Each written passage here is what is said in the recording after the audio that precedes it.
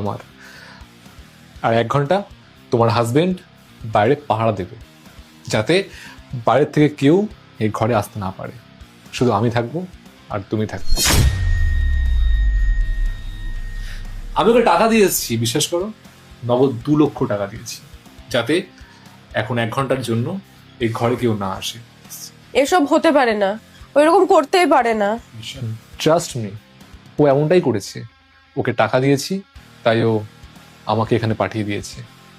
আমি ওরকম মেয়ে নই যারা টাকার বিনিময়ে বিক্রি হয়ে যায়। আবে রাখো রাখো, এখন সব মেয়ে না বিক্রি হয়। কেউ বিক্রি হয় 10,000-এ, আর কেউ বিক্রি হয় 10 লাখে। তো বলো, তোমার কত টাকা রেট আছে?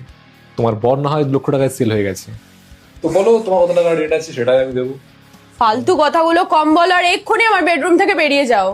চাওয়ার জন্য না আমি এখানে আসিনি, ওখানে টাকা দিয়েছি তাই এখানে এসেছি, বুঝেছো? সাহস কি করে হলো আমার গায়ে টাচ করার? আর তুমি আমার অনুমতি ছাড়া আমার রুমে ঢুকেছো, এর সাথে তো তোমাকে পেতেই হবে, মাথায় রেখো।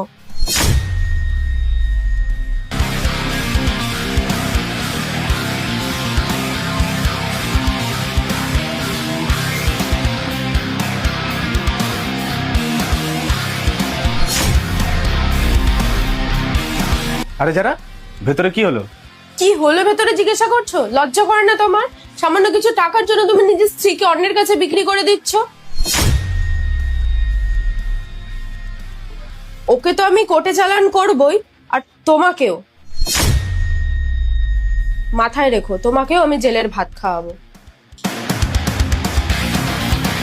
মেয়েরা তাদের বাবা মা পরিবার সবাইকে ছেড়ে তার স্বামীর কাছে আসে বিশ্বাস করে।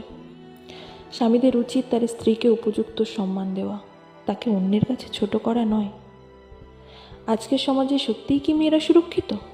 প্রশ্নটা তোলা থাক দর্শকদের জন্য।